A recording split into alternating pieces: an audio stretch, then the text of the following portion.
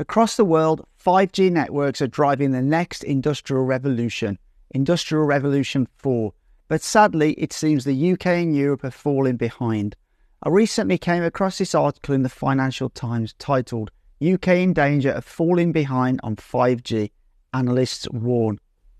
The article starts by pointing out how the UK was an early adopter of 5G back in 2019, but is now falling behind in the rollout of high-speed 5G networks. It highlights how 5G coverage and speeds in the UK rank low compared to other developed markets, being over 3 times slower than the 5G network in South Korea, as well as being slower than France, Germany and the Netherlands.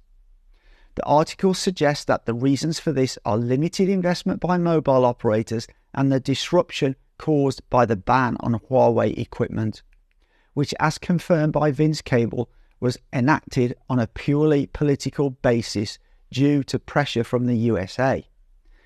Vince consistently argued that banning Huawei completely could delay 5G rollout by 2 to 3 years, as well as add billions in costs for UK telecoms operators and consumers. He favoured limited restrictions or managing risks. Turns out he was right. Here is what Vince Cable had said about the eventual ban.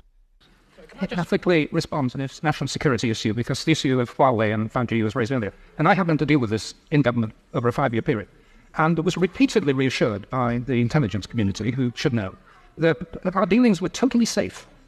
And the same judgment was followed by Theresa May when she succeeded the government I was in. And the reason we have disengaged from China and Huawei and 5G has got nothing to do with British national security. It's because we were told by the Americans that we had to. And the Germans, who took a view in their national interest, who kept with 5G. And as if Britain had, we would now be at the forefront of countries using the most advanced telecommunications technology. We're not. The article concludes by saying that 5G could provide major benefits to the UK economy. However, overall, the UK risks missing out on these promised benefits due to falling behind on building out these modern high-speed networks. But what are these benefits? Everyone's talking about 5G and AI nowadays, but how exactly are these technologies transforming industries and society? Let's look at an example. This media factory commenced operation in August 2022 and is one of the most advanced factories in operation today. It's a fully 5G connected smart factory with an annual capacity of 15 million units. 5G connects all aspects of production, linking 9 processes across 8 business domains, including 5G industrial control, AI inspection, and 5G cloud logistics. 5G industry control has allowed this factory to implement secure, efficient and eco-friendly production processes, and ultimately gives the facility the ability to produce a laundry machine every 15 seconds. And as someone who travels quite frequently between the UK and China, I was back there 3 times in the last 12 months, I can absolutely assure you that the network we have here in China and in other Southeast Asian countries I've visited is simply just superior to that what we have in the UK. I stay with my parents when I go back, and they're approximately 7 kilometres outside of a major city centre, yet the coverage where they are is really quite poor and inconsistent. Even in some cases, I've been into a supermarket and I have no network connection at all. In London, a large part of the London Underground, the underground metro system, you can't get any coverage on. You obviously have to wait till you come back above ground. And going around the UK, I travel around quite a lot. It's not that often that I actually see a 5G signal. In the middle of major cities like London and Birmingham and some, I think Cambridge, I've got a 5G signal possibly. But a lot of the places you go, you're back to 4G. And there's even still some areas where you still only get a 3G signal in the UK. So it's clear. Actually, sometimes it feels like that when I go back to the UK from actually spending most of my time in China because I live here. It's kind of like, from a network point of view, going back in the Stone Age. I mean, recently I was traveling in China in Sichuan province, and it goes high up into the mountains. Now, although I didn't get a 5G signal all the time, I still had a pretty strong 4G signal in, I would say, 98 or 99% of those areas I went in. Let's have a look at another example of how this technology has been implemented in shipping ports.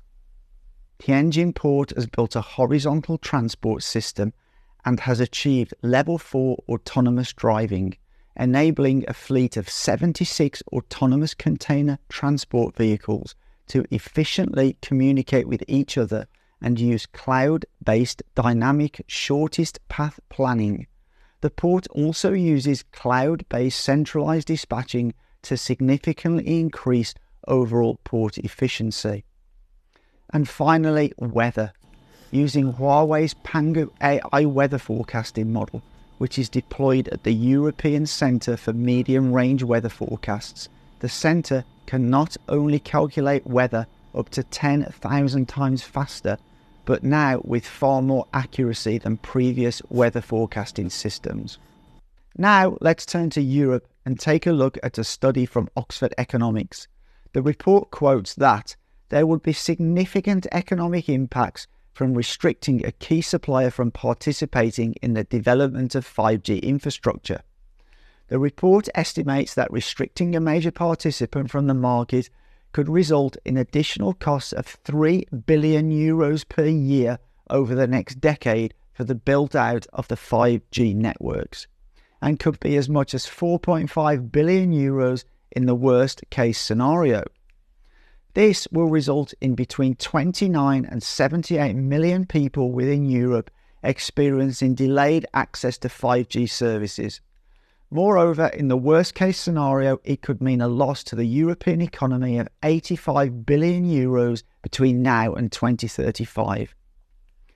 If we look at the figures for some of the largest economies in Europe, we can see that there is a significant impact on GDP. In Italy, between 1.5 and 10.2 billion euros. Spain, 1.2 to 8.1 billion euros. France, 2.3 to 14.4 billion euros. And finally, the biggest economy in Europe, Germany, could lose between 2.3 and 15.3 billion euros. Oxford Economics also included the UK in its report. Although no longer part of the European Union, the UK would lose as much as 8.6 billion euros from its GDP in the worst-case scenario.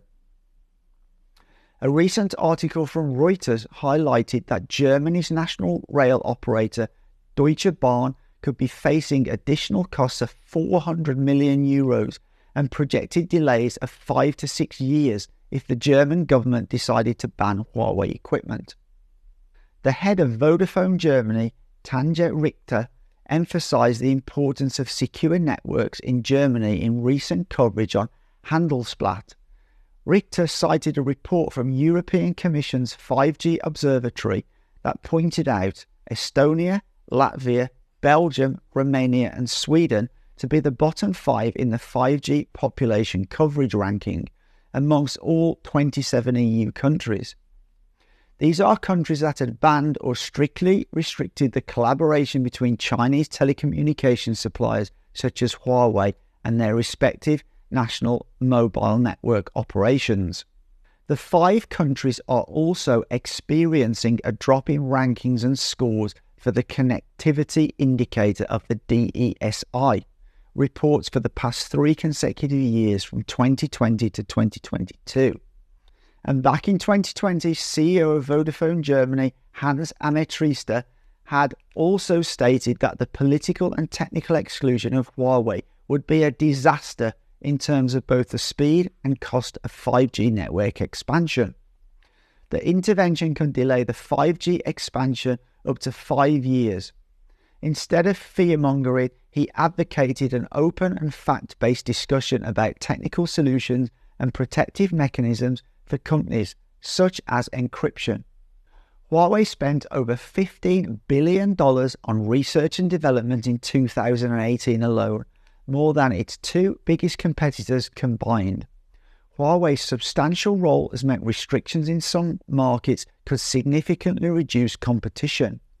Faced with materially higher costs from reduced vendor competition, telecom operators would likely slow deployment and connect fewer households and businesses to 5G networks in the near term.